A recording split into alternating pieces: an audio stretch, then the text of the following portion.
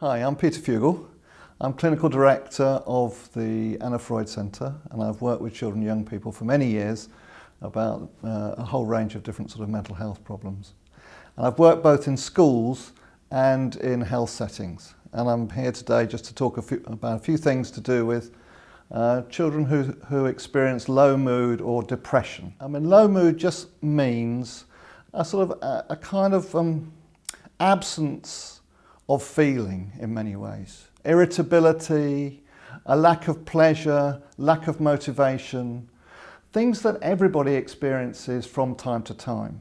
These are not completely different experiences from what all of us have experienced sometimes.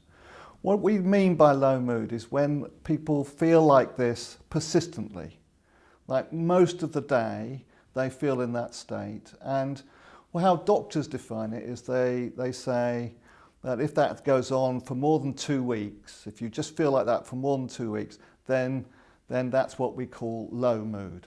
How would a teacher spot whether this is the case? Usually there is some kind of change in behaviour of a young person. What sort of changes would that be? Usually withdrawal, a social withdrawal, less enjoyment with friendships, maybe more silence in the classroom, maybe fluctuating attendance at school. These kind of things are an indication of what we call low mood. Now, what should teachers do? Now, firstly, I think what's really key in the current kind of world we're in is that there's no quick fixes to this. There's not some clever way of moving a child from being in this frame of mind to not being in this frame of mind. There are just some core principles that are really, really helpful. The first is for the young person to feel that the teacher is not in a critical position towards them. What I mean by this is just there's a validation of how the young person feels, that their feelings are accepted. We use lots of complicated words in psychology for these things, but essentially it's a feeling of being accepted, not being criticised for how you feel. The second thing is for a young person to recognise, to know that how they feel matters to the teacher. And this can be conveyed in very simple ways, not referring them for counselling, that may be a little bit further down the track, but it's more about noticing a young person, being concerned about them, and saying things like, maybe I'll just check in how you're feeling at the end of the week.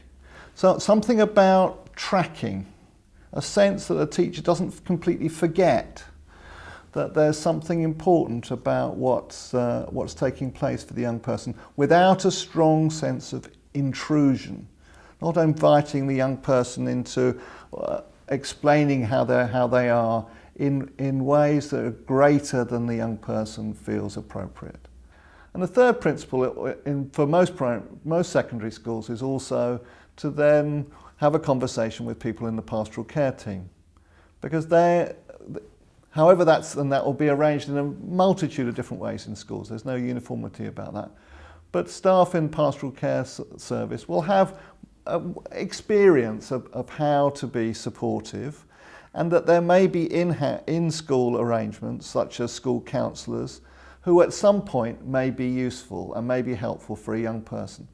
What is key, though, is that one doesn't make assumptions that a young person may need or require or wish to have counselling about such matters. Counselling is a mixed experience for young people. We know that. For some it's immensely helpful. For others they feel it's a bit of an intrusion in areas of their life that they see as more private. So one needs to take a lead from the young person as to what would be helpful for them.